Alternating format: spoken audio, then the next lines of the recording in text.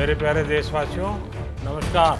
देश हो या व्यक्ति, समय पर फैसले लेने से, संवेदनशीलता से फैसले लेने से किसी भी संकट का मुकाबला करने की शक्ति अनेक गुना बढ़ जाती है। ये 130 करोड़ देशवासियों के जीवन की रक्षा करने का अभियान है। इस दौरान 9 करोड़ से अधिक किसानों के बैंक खातों में 18,000 करोड़ रुपए जमा हुए हैं। 80 करोड़ से ज्यादा लोगों को 3 महीने का राशन मुफ्त दिया गया। प्रधानमंत्री गरीब कल्याण अन्न योजना का विस्तार अब दिवाली और छठ पूजा तक कर दिया जाएगा।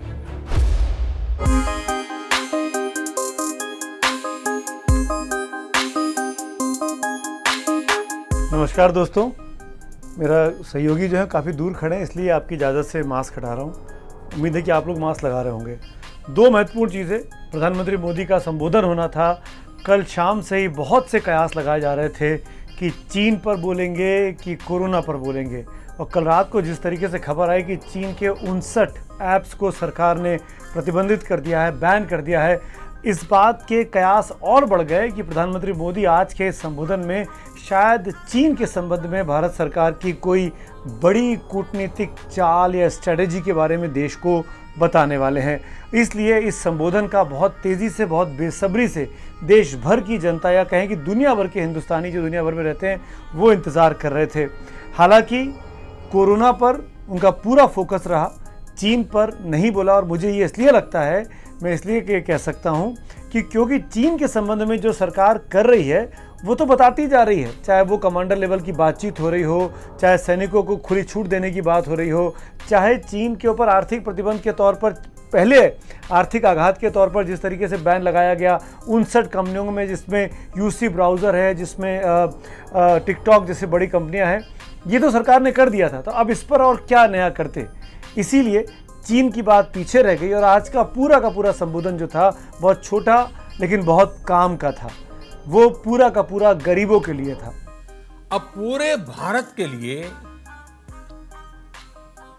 एक राशन कार्ड की व्यवस्था भी हो रही है, यानी एक राष्ट्र एक ration card, one nation one ration card. इसका सबसे बड़ा लाभ उन गरीब साथियों को मिलेगा जो रोजगार या दूसरी आवश्यकताओं के लिए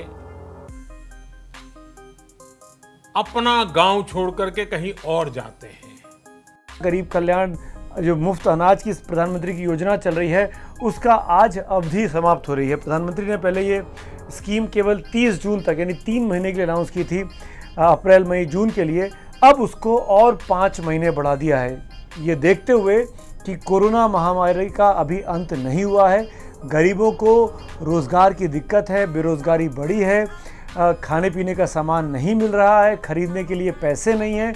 उस हालत में सरकार ने जो मदद करने का ऐलान किया था कि 5 किलो चावल या गेहूं में से कोई एक चीज़ और 1 किलो दाल मुफ्त मिलेगी, उस स्कीम को प्रधानमंत्री ने 30 नवंबर तक, ये ध्यान में रखते हुए कि आने वाले 3-4 महीने जो है उसमें कई सारे त्यौहार आने वाले हैं और ऐसे में ज़्यादा ज़रूरत पड़ती है अनाज की, सामान को खरीदने के लिए, इन परिस्थितियों में इस स्कीम को आगे बढ़ा दिया। और ये बात मैं ज़रूर कहना चाहूँगा कि प्रधानमंत्री ने जब इस स्कीम का अनाउंसमेंट किया कि वो इसको विस्तार दे रहे हैं 30 नवंबर तक और 5 महीनों के लिए, तो 2 बार, एक नहीं 2 बार छठ का जिक्र किया, छठ पूजा का। तो जब आप समझते हैं कि प्रधानमंत्री खालिस राजनीतिक आदमी हैं। कोरोना से लड़ते हुए भारत में 80 करोड़ से ज्यादा लोगों को 3 महीने का राशन, यानी परिवार के हर सदस्य को 5 किलो गेहूं या चावल मुफ्त दिया गया। इसके अतिरिक्त प्रति परिवार हर महीने 1 किलो दाल भी मुफ्त दी गई। यानी एक तरह से देखें तो अमेरिका की कुल जनसंख्या से 2.5 गुना अधिक लोगों को, ब्रिटेन की जनसंख्या से 12 गुना अधिक लोगों को और यूरोपियन यूनियन की आबादी से लगभग 2 गुने से ज्यादा लोगों को हमारी सरकार ने मुफ्त अनाज दिया है। अब आप देखिए, अभी 5 जुलाई को गुरु पूर्णिमा है, फिर सावन शुरू हो रहा है, फिर 15 अगस्त आएगी, रक्षाबंधन आएगा, कृष्णा जन्माष्टमी आएगी, गणेश चतुर्थी आएगी, ओणम होगा और आगे जाएं तो काटी बिहू है, नवरात्रि है, दुर्गा पूजा है, दशहरा है, दीपावली है, छठी मैया की पूजा है। त्योहारों का ये समय जरूरतें भी बढ़ाता है, खर्च भी बढ़ाता है। इन सभी बातों को ध्यान में रखते हुए ये फैसला लिया गया है कि प्रधानमंत्री गरीब कल्याण अन्न योजना का विस्तार अब दिवाली और छठ पूजा तक, यानी नवंबर महीने के आखिर तक कर दिया जाएगा। बिहार में विधानसभा चुनाव आ रहे हैं, इन्हीं सितंबर अक्टूबर के महीने में विधानसभा चुनाव होने हैं और छठ पूजा बिहारियों का सबसे बड़ा पर्व है। तो एक तरीके से बिहार के वोटरों को या बिहार के समर्थकों को अभी से अपनी तरफ आकर्षित करने की एक बेहतरीन समय योजना उन्होंने चुनी। जो स्कीम वो 3 महीने के लिए करते थे, अमूमन पिछली बार जो किया वो 3 महीने और कर सकते थे, लेकिन 3 महीने ना करके 5 महीने कर दिया ताकि छठ पूजा को इस स्कीम के तहत कवर कर लिया जाए। और जैसे आप छठ को कवर करते हैं, यानी अब बिहार के मूल सेंटिमेंट को टच कर लेते हैं और इस कोशिश में प्रधानमंत्री पूरी तरीके से कामयाब रहे। और इसका रिएक्शन देख के समझ में आता है।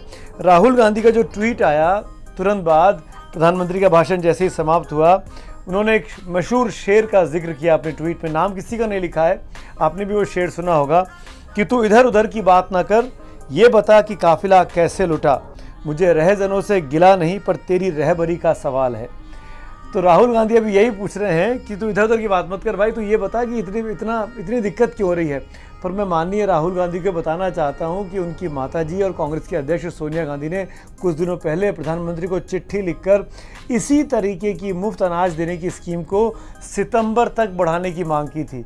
तो जब सोनिया गांधी मांग करती हैं प्रधानमंत्री के लिए कि मुफ्त अनाज की स्कीम को आगे बढ़ाया जाए, गरीबों की मदद की जाए, तो वो काफिला लुटता नहीं है, तब इधर उधर की बात नहीं होती है।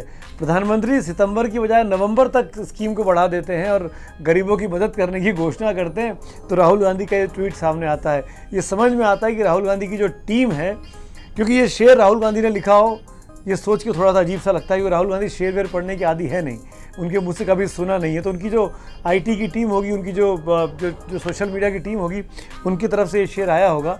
तो कुल मिलाकर मुझे ऐसा लगता है कि राहुल गांधी ने ये ट्वीट कर प्रधानमंत्री पर कम निशाना साधा है, उल्टा अपने कांग्रेस पार्टी की अध्यक्षा पर ज़्यादा निशाना साध लिया है।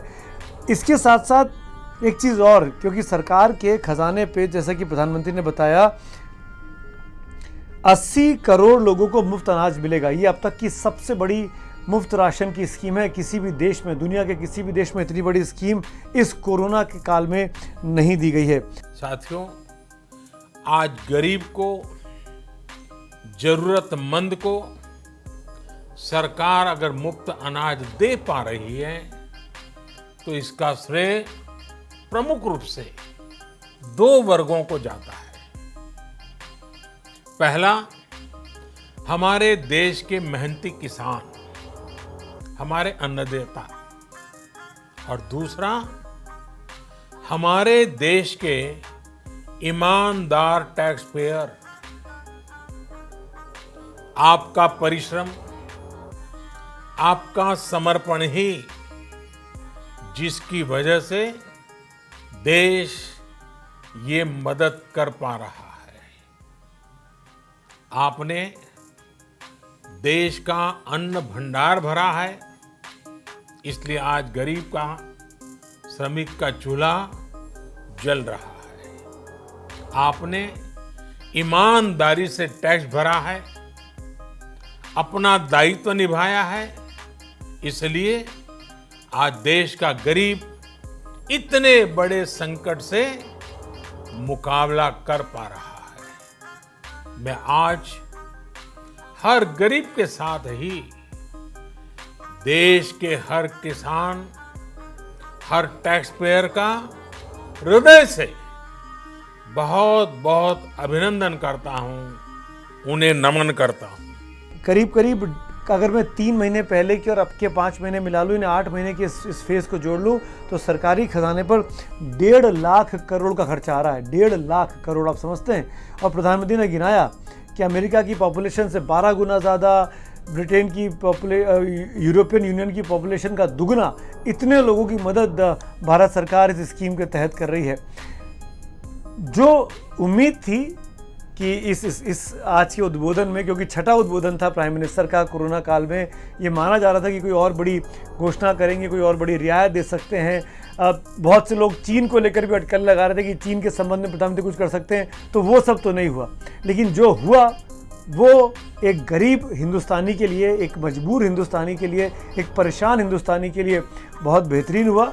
क्योंकि अभी तक कोरोना का अंत कहाँ है, वैक्सीनेशन कहाँ है, ये नहीं दिखाई दे रहा है। हो सकता है कि ये स्कीम प्रधानमंत्री को ने इसीलिए एंटिसिपेट करते हुए 3 महीने न बढ़ाकर 5 महीने के लिए बढ़ाई है, इस उम्मीद में कि शायद नवंबर तक कोई ना कोई इलाज, कोई ना कोई टीका, कोई ना कोई तोड़ कोरोना का निकल जाएगा। और इसीलिए प्रधानमंत्री ने बार बार अपने इस उद्बोधन में शुरुआत में भी कहा कि आखिर में भी कहा कि लापरवाही बरतने, लोग बाग लापरवाही बरत रहे हैं, लापरवाही नहीं बरतनी है। भले ही हम अनलॉक फेज़ 2 में आ गए हैं, लेकिन अभी भी मास्क पहनना है। इस तरीके का मास्क हमेशा अपने मुंह और नाक को ढक के रखना है, हमेशा हाथ धोते रहना है, सोशल डिस्टेंसिंग का पालन करना है, यानी 2 गज की दूरी, 6 फीट की दूरी होनी ही चाहिए 2 लोगों के बीच में। और आप कहीं भी जाएं, अपना नाक मुंह ज़रूर ढक के रखें, रुमाल से, गमछे से, मास्क से, किसी ना किसी तरीके से। ये इलाका जो है, मुंह का ये पोर्शन जो है, ये जितना कवर रहेगा उतना आप इस बीमारी से बचे रहेंगे। कोरोना से डरना नहीं है, कोरोना से लड़ना है और कोरोना से जीतना है। धन्यवाद।